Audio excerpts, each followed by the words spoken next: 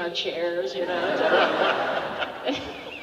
But it looks amazing as the final thing, yeah. So we have a lot of fun. It's a great cast, truly. We're an incredible family. Our crew is ridiculous. They're so funny and so hardworking and amazing. And they're there every single day. I mean, we get an occasional day off, you know, so. But thank you. You're welcome. Wonderful. Thank you. So we have about 5 minutes left, so we'll see how many of these we can get to. Hi, Ming-Na. Hi. I know you from Macau originally, and I'm just thinking like now in China, Hong Kong, the movie industry You knew me as a baby? yes. The industry is getting so big and nice. I'm just thinking if you ever consider going back there and like join like. Hello, recorders. I'm reporting to you live from LA Comic-Con 2021. It's been amazing coming back to this show, and it's recording time.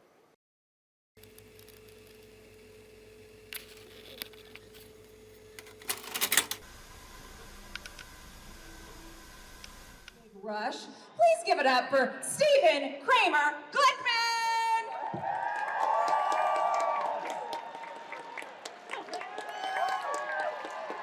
Yes, Stephen.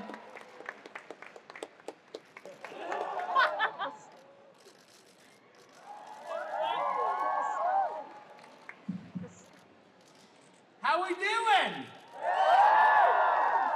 I am so unbelievably excited to be here because I am literally the biggest Star Wars fan ever. Where's our other biggest Star Wars fans ever? Where are ya? Oh yeah, well, let's get this thing started. We gotta make this thing happen. Ladies and gentlemen, you know him as Moff Gideon. Give it up for Giancarlo Esposito, everyone. Give it up!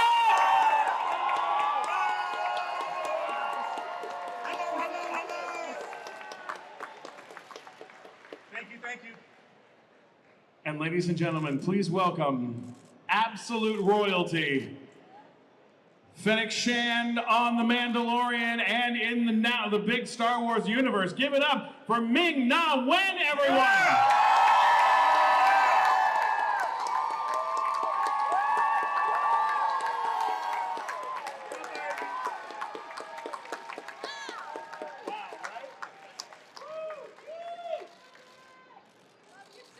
How about another giant round of applause for these two incredible people?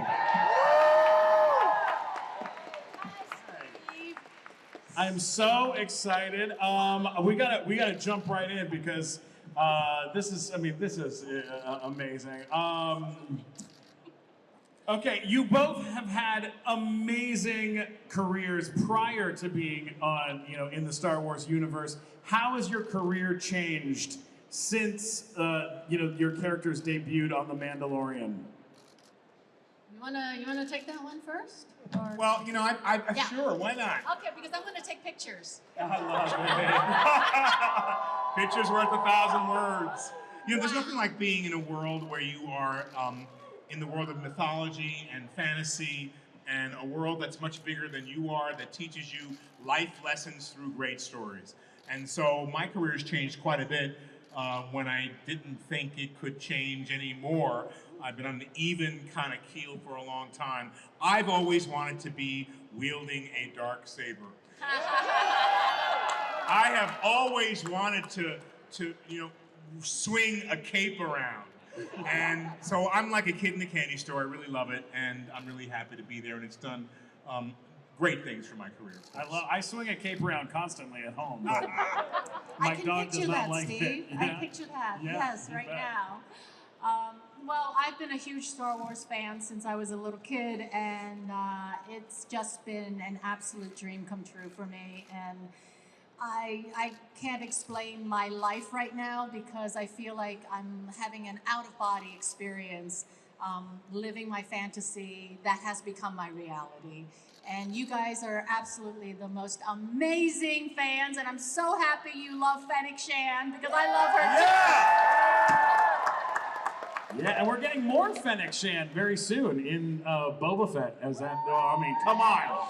The Book of Boba Fett. That looks incredible. If you were, you're going to be taking over Jabba the Hutt's criminal underworld. What is a character that you would like to see brought back into the fold, into the underground fold? Any? Oh gosh, I wish I could say, but for me personally, Yeah, personally. I would want all the OGs to come back, all the original characters. Can from we Star get a Wars to come Dengar? back. Can I be Dengar? I will wrap my head in bandages. I'm ready. I love it. Or something in a cape. Yes, anything in a cape. Giancarlo, what about you? Is there a character that you would love to see back in the world? Well, I have to say that I like the OGs as well. I do believe that all of the earlier characters that were in the films, we have an opportunity to bring some of them back, but I can't say any more than that either. I mean, We can't. We'll get in trouble. I see a Bosk over there. Is that? Oh no, that's just a guy. That is awkward. That is so sorry for that. Moisturizer. You have both been recently inducted into the superfan cosplay group, the 501st Legion. Where's our 501st? Yeah, baby. Yeah! What was it like having them on set? To have super fans on set as a part of the show, when they've been there, what was that like? It's, I think because we're all such huge Star Wars fans, they brought on their authentic Stormtrooper costumes and other costumes, and it's amazing, the details. There was nothing that needed to be changed, and they knew exactly what they needed to do. They knew exactly how to pose. They knew exactly how to hold their weapons, and then they knew exactly how to get shot, because Stormtroopers get shot all the time. It's an amazing experience to have and to hear the stories afterwards on my first day of shooting, going out and being taken to a world that was surrounded by shipping containers, so people couldn't send drones in and take photos. And then to have all of these members of the 501 who I didn't know they were 501s. I thought they were just actors, and they did their job incredibly, seamlessly, absolutely perfectly.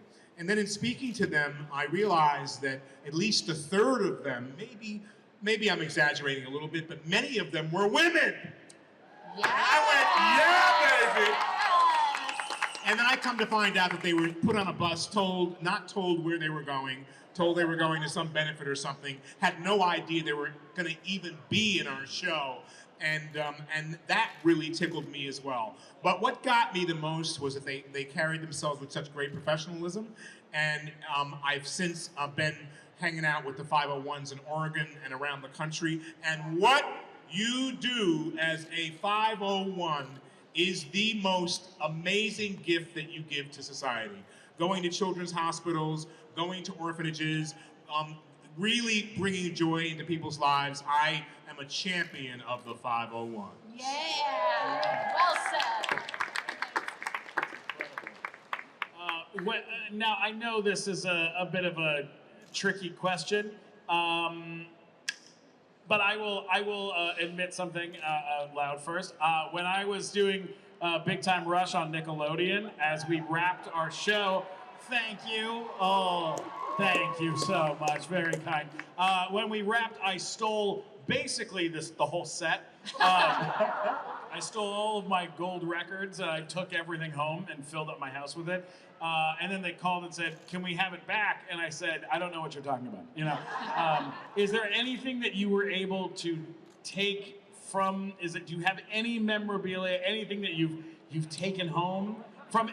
Not even just from Star Wars, but from your entire career. Is there anything you're a big fan of that you've gotten to keep? Took me 10 years to get a Los Pollos Hermanos tray. A red tray from Los Pollos Hermanos. I've been signing them for years. Finally this year I go back and they put a red tray in front of me and I said, "I'm going to steal this." And I did, and I'm so proud of myself. Other than that, I only had a paper cup. From Star Wars, we could get busted big time if we admit to stealing anything. But I was given a wonderful challenge coined by Jon Favreau, at least 10 of them. and a really beautiful one, and I know it meant a lot to him. And so I have since given each one of them away. And I got to the last one, and it was for a young boy. He was 8 years old, and I thought of this boy in my mind after I had my morning meditation, and I thought, this is your last one. And I thought, give it away. Give it away, because it's a big circle. When you give things away and you are in service, they'll come back to you tenfold. Don't you just love this guy? He's just amazing. I'm more selfish. I love you. I am such a hoarder. But I will learn from you to be more giving. I give in other ways. But you know, with Agents of S.H.I.E.L.D., I did get... Yeah. I got to keep all of her many different outfits. At the very end, you know, make friends with your costumer. And so I have a few of those things. I love the clothes, because for me the clothes really, really creates the character and helps me to become that character. As far as my Fennec outfit, boy, that's gonna take some doing. So we'll see. We'll see if I can get But yeah, it. with clothes, you put a lot of energy into those clothes. Yeah. And you want to be able to hold on to a couple of pieces and stuff Yes. like that. Oh, I get it. I totally get that. Now, okay, the end of this past season of The Mandalorian brought the return of Luke Skywalker. It was an emotional moment for fans and for you know, and for, I'm sure, for the cast. What was that like? Can you talk about it at all? I mean, now it's kind of out in the open. People know about what it was like, but can you tell us a little bit of what that felt like? I mean, we all have very different stories about it, but ultimately it was truly one of those surreal moments where he, you know, is there and he is not at the same time. But for me, the most essential moment was seeing videos of the fans crying, gasping, jaw dropping. You know, it just brought back so many memories for me when I used to go to the theater and watch Star Wars and have those moments. And to have been a part of that is truly the most incredible gift in my life and in my career. So we're bonded. We're all bonded from that one very spectacular moment. Yeah, it's amazing to be a part of such a huge franchise that enhances your imagination, that brings about and throws back to when you grew up. You know, we, as many of you and some of your children, are rediscovering what Star Wars really is and why does this show really work and have such a deep impact on us. Because our show, Mandalorian, has returned to the mythological elements that teach you about morality, that teach you about right and wrong, that give you a choice and show you what the right thing to do is. So part of me is a fan, because in my youth, and I saw those early movies, they really were literally, and pardon the pun, out of this world. And they were a great gift to me. In a galaxy far, far away. In a galaxy far, far away. And so they give us the opportunity to be fans too. So that moment is overwhelming when you're able to be there and be working with someone that you, and a story that galvanized you when you were young. To be in that mix is like a dream come true. Absolutely. I mean, when I saw that moment in the show, I was feeling good. I was like, God, this is such an amazing ending. What an amazing moment. And then when the reveal happened, and I think we all kind of were hoping that it would happen, and then when the reveal happened, tears shot out of my eyes like an anime character. I am a 42-year-old grown man, and I was just like, bing, bing, bing, bing. I just could not handle it. It was really big, and it was amazing that they were able to like heal so much stuff and put so much together for something that we love so much, you know? Yeah. It's just it's you know, amazing. like Jon Favreau, Dave Filoni, Peyton, who directed that episode. It's really an incredible collaboration, but they're the nerds themselves that, you know, grew up with Star Wars, and their respect and understanding of it really propelled that moment, I think. Absolutely. So. Now, you have both had posters, t-shirts, action figures. What is your favorite bit of merch that has come out that you just, you know, that you had to get? All of it. Again, I'm the hoarder. What about from other things aside from Star Wars? Any other merch or pieces that have popped out that you're like, I had to get this? Oh gosh. Well, for me, it took me a month and a half, 2 months, maybe even longer than that, to get the package Moff Gideon T-shirt and pop doll in my size. Nice. Everybody a medium in the world. Yeah. It took me about 3 or 4 months to find that, and I love that. And then, you know, I'm very fond of the Gus Fring pop dolls, 166, 167 of Gus Fring as well, which I think are very hard to find now as well. I think I may have one of those left, but yeah, it's exciting to be able to get things that are relatable, that remind you of such a wonderful experience that you've had on the show. And what's so crazy is that my son, who just turned 16, he started watching Breaking Bad, and he loves Gus. He actually dressed up as Gus in the apron with hermanos. Los Pollos Hermanos, the clip-on tie. And you got to tell him, for me, he looked great. He did. He was so into it. It's just so awesome. Yeah. Full circle. A big question that came from some super fans out there was Grogu.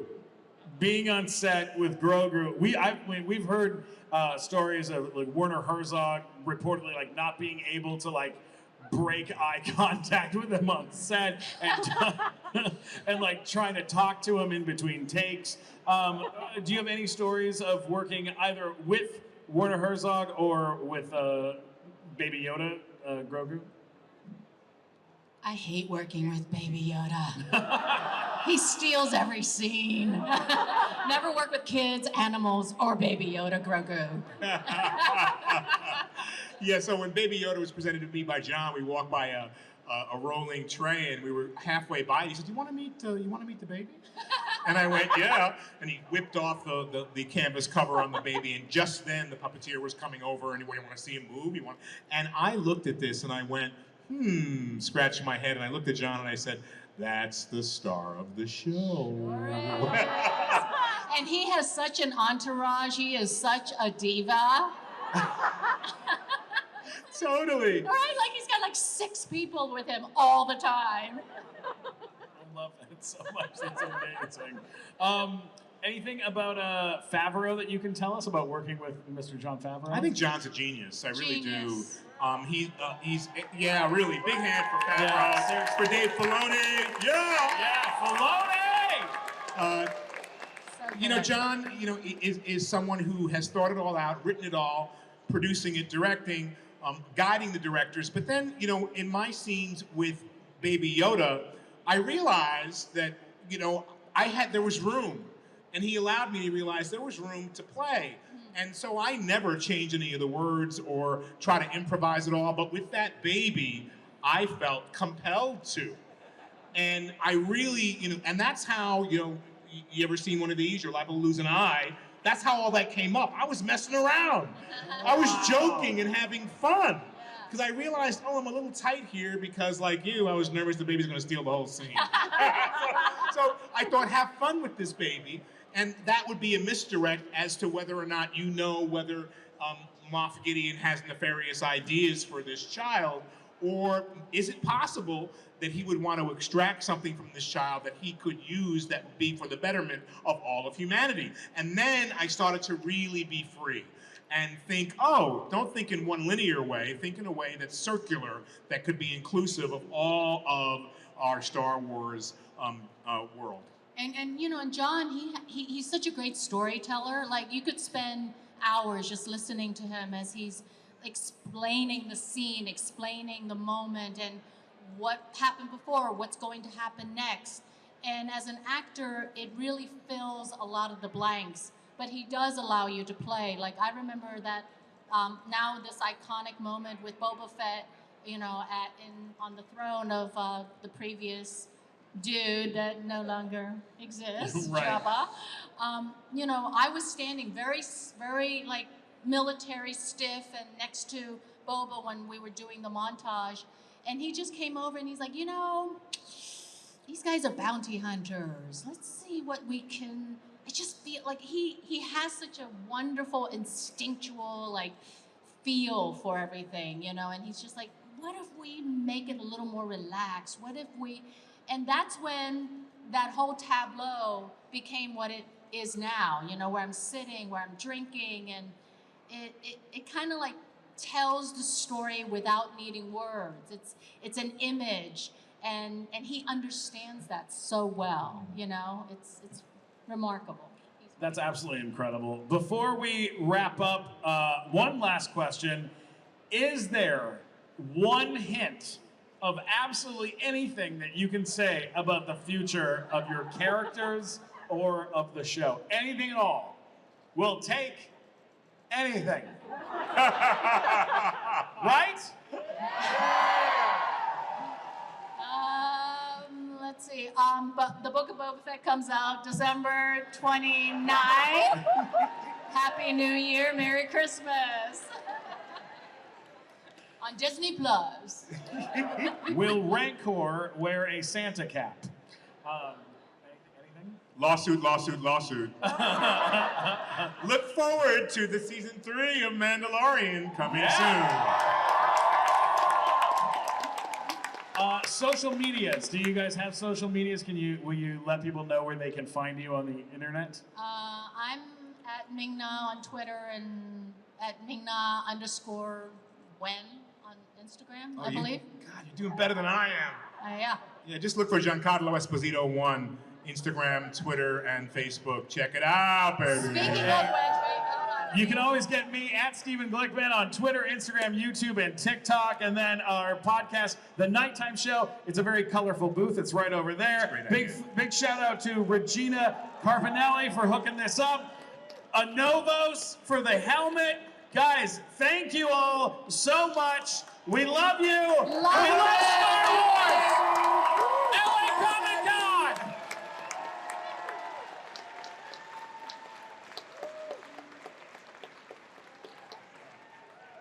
Pretty terrific.